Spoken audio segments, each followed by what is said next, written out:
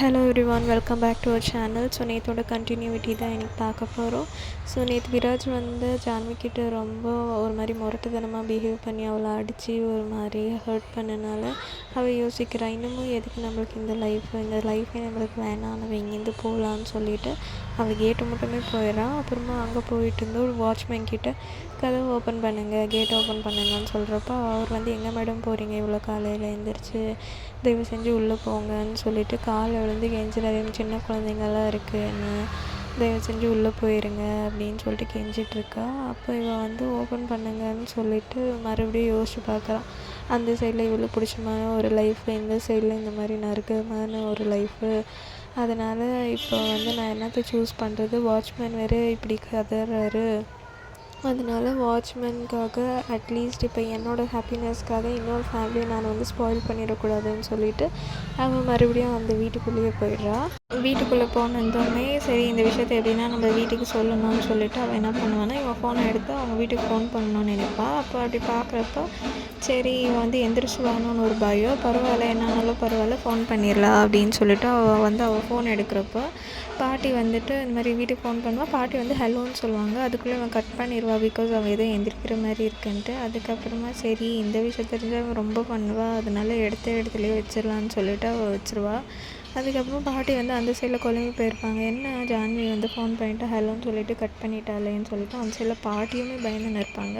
சரி எந்திரிக்கிறதுக்குள்ளே நம்ம குளிக்கலாம் அப்படின்னு சொல்லிட்டு அவள் போய் குளிக்கிறப்போ அவளுக்கே அவளை நினச்சி அருவருப்பாக இருக்குது. இவனை போய் கல்யாணம் பண்ணிக்கணும் இப்படி கஷ்டப்படுறோமே அப்படின்னு சொல்லிட்டு அவளை ஹர்ட் பண்ணிக்கணும், உடம்பெல்லாம் கீறிக்கின்னு ஒரு மாதிரி குளிக்கிறப்போ ரொம்ப டிப்ரெஸில் இருந்து இந்த மாதிரி ஒரு லைஃப்பில் வாழ்ந்துட்டுருக்கோமேன்னு ஃபீல் பண்ணுவாள். அப்படி பார்த்தாக்கா இவன் எந்திரிச்சிட்டு நம்ம ஃபோன் இப்படி வைக்கலையேன்னு சொல்லிட்டு அவள் வந்து அளவு எடுத்து பார்ப்பாள். ஏன்னா இவனுக்கு வந்து ஓசிடி ப்ராப்ளம் இருக்குது இல்லையா, அதனால் இவனுக்கு எக்ஸாக்டாக என்னென்ன பண்ணுறோன்னு இவனுக்கு தெரியும். அப்புறம் ஃபோன் எடுத்து செக் பண்ணி பார்த்தாக்கா இந்த மாதிரி பாட்டிக்கு இவள் ஃபோன் பண்ணியிருக்கான்னு தெரிஞ்சிருச்சு. அப்போ வந்து இவள் குளிச்சுட்டு வெளியே வருவா ஜான்வி. இவனுக்கு வந்து ஒரு மாதிரி டெரராக ரொம்ப கோவமாக அவளையே பார்த்துட்ருப்பா. அதுக்கப்புறம் மறுபடியும் அவனோட பெல்ட்டை கழட்டி அவகிட்ட ஒரு மாதிரி போயிட்டே இருப்பாள். அப்போ வந்து இவ வந்து இன்னும் பயப்படுவா. ஐயோ இப்போ என்ன பண்ண போகிறான்னு தெரியல, ஃபோன் எடுத்து பார்த்துட்டானோ என்னமோ அப்படின்னு சொல்லிட்டு. அதுக்கப்புறமா அந்த பெல்ட்டை எடுத்துன்னா அவகிட்ட வருவாள். இவளோ பயந்துட்டு பின்னாடி போயின்னு இருக்கப்போ அப்படியே கையை பிடிச்சி இழுத்து, இங்கே பாருமா ஜான்வி, நேற்று வந்து உன்னை நான் ரொம்ப அடிச்சிட்டேன்னா, உனக்கு வலிக்குதா, ரொம்ப சாரி, நான் இப்படி பண்ணியிருக்கக்கூடாது. நான் வந்து நீ தப்பு பண்ணால் தானே நான் பனிஷ்மெண்ட்டு கொடுக்குறேன், நீ தப்பு பண்ணலன்னா நான் இவ்வளோ பண்ண மாட்டேன்ல. ஆனால் உனக்கு நான் பனிஷ்மெண்ட் கொடுத்தனால நானும் சந்தோஷமாக இருக்கான்னு நினைக்காத. ஏன்னா இப்போ நான் உனக்கு பனிஷ்மெண்ட் கொடுத்துட்டனால அதே பனிஷ்மெண்ட்டு நானே ஏற்றுக்கிறேன், நீ என்னை வந்து பெல்ட்டில் அடி அப்படின்னு சொல்லுவாள். இவன் வந்து ஐயோ என்ன சொல்கிறீங்க, அதெல்லாம் ஒன்றும் வேணாம் தேவையில்லை அப்படின்னு சொல்கிறப்ப சரி நீ அடிக்காத நானே அடிச்சுக்கிறேன்னு சொல்லிவிட்டு அவனே அடிச்சுன்னு இருப்பாள். அப்போ வந்து இவ்வளோ தடுக்க பார்ப்பா. பட் ஸ்டில் இவன் வந்து பைத்தியக்கார மாதிரி அவனே அடிச்சுக்கின்னு அப்படியே கீழே விழுந்துருவா. அதுக்கப்புறமா இவளை வந்து கட்டி பிடிச்சிக்கின்னு, இங்கே பாருமா, நீ வந்து என்னை பைத்தியக்காரன் என்ன இப்படி பண்ணுறான்னு யோசிக்கிறியா, ஏன்னா நான் வந்து உன்னை ரொம்ப லவ் பண்ணுறேன், என்னை விட்டுட்டு நீ போகக்கூடாது, அதனால தான் உனக்கு என்ன நான் பனிஷ்மெண்ட் கொடுத்தேன்னா அதே பனிஷ்மெண்ட் நான் திருப்பி எடுத்துக்குவேன். ஏன்னா நீ வந்து கரெக்டாக இருக்கணும், நம்ம லைஃப்பில் எந்த ப்ராப்ளமும் வந்துடக்கூடாதுன்ட்டு தான். இப்போ என்ன உனக்கு வந்து உங்கள் வீட்டுக்கு போகணும் தானே, உங்கள் வீட்டுக்கிட்ட பேசணும் தானே, இந்த ஃபோன் எடுத்துக்கோ நீ பேசு. அப்படி இன்னொன்று என்ன சொல்கிறேன்னா நம்ம வந்து உங்கள் வீட்டுக்கு போய் அவங்க எல்லாரையும் மீட் பண்ணலாம் அப்படின்னு சொல்லுவான். அதுக்கப்புறமா இவ்வளோ ஃபோன் பண்ணி இந்த மாதிரி நாங்கள் வரோன்னு சொல்லிடுவோம். இந்த சைடில் வந்து மாப்பிள்ளையும் பொண்ணும் வராங்கன்ட்டு தடபுடலாக இவங்கெல்லாம் விருந்தெல்லாம் ரெடி பண்ணின்னு இருப்பாங்க. அப்போ வந்து சரின்ட்டு இந்த பொண்ணு யோசிப்பாள், இந்த மாமா வந்து ரொம்ப நல்லூர், அவர் வராருன்னு தான் அவருக்கு ரொம்ப எக்ஸைட்மெண்ட் ஆயிரும். அதுக்கப்புறமா சரி ஜான்வி அங்கேருந்து கிளம்பியிருப்பாங்க. அப்போ வந்து அவள் யோசிச்சுட்டே வருவாள், இன்றைக்கி என்ன ஆனாலும் சரி வீட்டில் போய் நம்மளுக்கு இந்த மாதிரி ஒரு பிரச்சனை ஆயின்னு இருக்குன்னு நம்ம சொல்லிடணும் அப்படின்ட்டுன்னு. ஆனால் இவங்க வந்து வெளியே வந்திருந்துமே காரை விட்டு இறங்கிருந்துமே அவங்க அப்பாவை போட்டு ஒரு 4-5 பேரை போட்டு நல்லா அடிச்சிட்ருப்பாங்க. இவனும் வந்து பார்ப்பான். அப்போ வந்து என்ன ஆச்சு, ஏன் அப்பாவை இப்படி அடிச்சுன்னு இருக்கீங்கன்னு சொல்கிறப்ப இந்த மாதிரி ஆஃபீஸ் பணத்தை ஏதோ இவர் திருடிட்டாரு அப்படின்னு சொல்லுவான். இந்த போலீஸ்காரனும் ஆமாம் இவர் தான் எடுத்திருக்காரு, இவர் வந்து திருடி இருக்காருன்ற மாதிரி சொல்லியிருப்பான். அதுக்கப்புறமா விராஜ் கூட ஒரு மாதிரி ஆக்டிங் பண்ணின்னு இருப்பான். வந்து தடுத்து நிறுத்துகிற மாதிரி போலீஸ்காரங்கிட்ட என்ன சார் ஸ்டாப் பண்ண சொல்லுங்கள், ஏன் இப்படியெல்லாம் பண்ணுறாங்கன்னு சொல்லிவிட்டு, அப்போ போலீஸ்காரர் வந்து அவர் திடீர்காரன்ட்டு இவ்வளோ பேர் சொல்கிறாங்க இல்லையா, அப்போ நீ சும்மா இப்படி பண்ணின்னு இருக்காதன்னு சொல்கிறப்ப பார்த்தா ஜான்வி வந்து அங்கேருந்து ஒருத்தவங்க கீழே தள்ளி விட்ருவாங்க. அப்போ உங்களுக்கு தான் தெரியும் இல்லையா, அவன் பொண்டாட்டி வேறு யாருன்னா நாய் தொட்டாலே அவனால் அக்செப்ட் பண்ண முடியாது. யாரோ கீழே தள்ளுவோம், அவனுக்கு கோவம் வந்து அந்த போலீஸ்காரன் வந்துட்டு கன்னை எடுத்து அப்படியே மேலே பார்த்து அவன் ஷூட் பண்ணிவிட்டு, இங்கே பாருங்கள் இப்போ வந்து எல்லாருமே கேஸ் கொடுத்தாச்சுல, இங்கேருந்து மூவ் பண்ணலனாக்கா நான் லீகல் ஆக்ஷன் எடுக்க வேண்டியதாக இருக்கோ அப்படி இப்படின்னு சொல்லிட்டு அங்கே இருக்கிற க்ரௌடை ஏதோ சொல்கிறா. சரி அவங்களும் எல்லாருமே ஓகே இவரை சும்மா விட மாட்டோம் நாங்கன்னு சொல்லிட்டு கிளம்பிடுவானுங்க. அதுக்கப்புறமா போலீஸ்காரன்ட்டு அவங்க கண்ணை குடிச்சிட்டு, இங்கே பாருங்கள் நீங்கள் உங்கள் டியூட்டியை பார்க்கல, அதனால தான் நான் சட்டத்தை கையில் எடுக்க வேண்டியதாகிடுச்சு, சாரி அப்படின்னு சொல்லுவான். அதுக்கப்புறமா இந்த விஷயம்னால அவங்க அப்பாவுக்கு உடம்பு சரியில்லாத மாதிரி ஃபீல் ஆயிரும். அப்புறமா அவர் படுத்துட்டு இருக்கப்போ ஜான்வி தான் போய் ஹெல்ப் பண்ணிவிட்டு, அதுக்கப்புறமா இவன் வந்து யாருக்கோ ஃபோன் பண்ணி இந்த மாதிரி என் ஃபேமிலி வந்து ஒரு ப்ராப்ளம் மாட்டின்னு இருக்கு, என் மாமனார் இந்த மாதிரி பெயில் எடுக்கணும் அப்படி இப்படின்னு இடவும் அவங்க ஃபேமிலியில் இருக்கிறவங்க எல்லாருமே என்ன நினைப்பாங்கன்னா, இவ்வளோ நல்லவனா நம்ம ஃபேமிலிக்காக இவ்வளோலாம் கஷ்டப்பட்டு யார் யாருக்கோ ஃபோன் பண்ணி இந்த மாதிரி எல்லாம் பேசின்னு இருக்கானேன்ட்டு. பட் நம்ம ஜான்விக்கு தான் தெரியும் இல்லையா, இவன் ஒரு மாதிரி ஆள் சைக்கோன்ட்டுன்னு.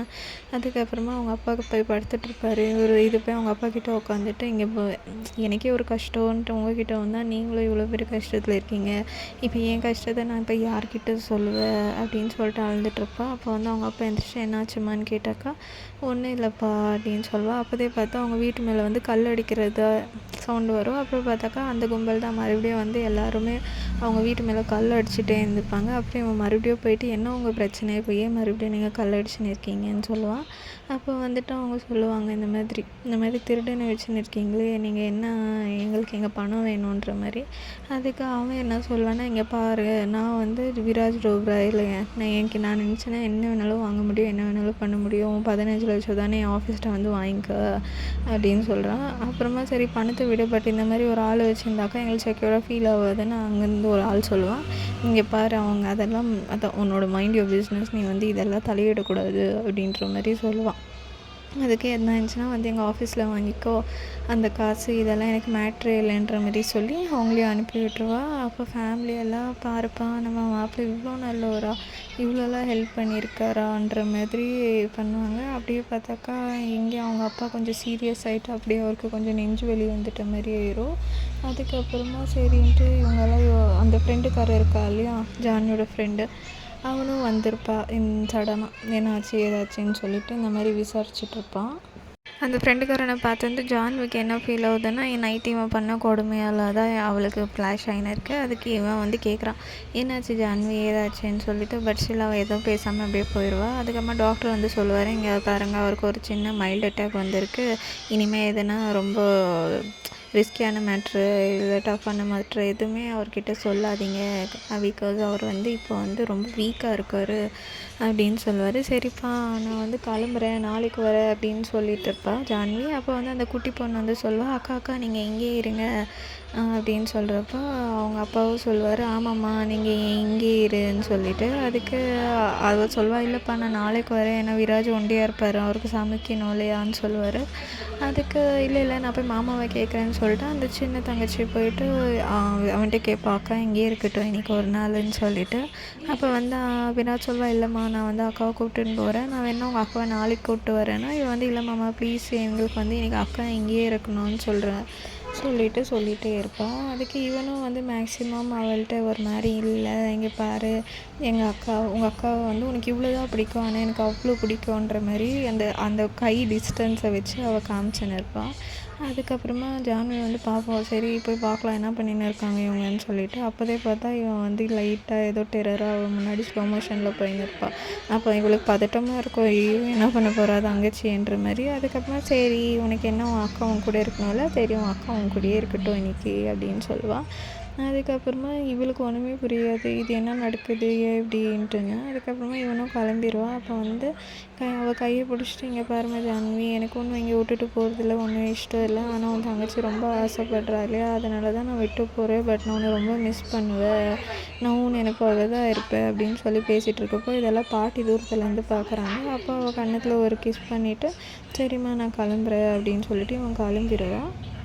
ஸோ நெக்ஸ்ட் என்னாச்சுன்னு சொல்லிவிட்டு நம்ம நாளைக்கு பார்க்கலாம். இந்த வீடியோ உங்களுக்கு பிடிச்சிருந்துச்சின்னா ப்ளீஸ் லைக் அண்ட் சப்ஸ்கிரைப் பண்ணுங்கள். தேங்க்யூ.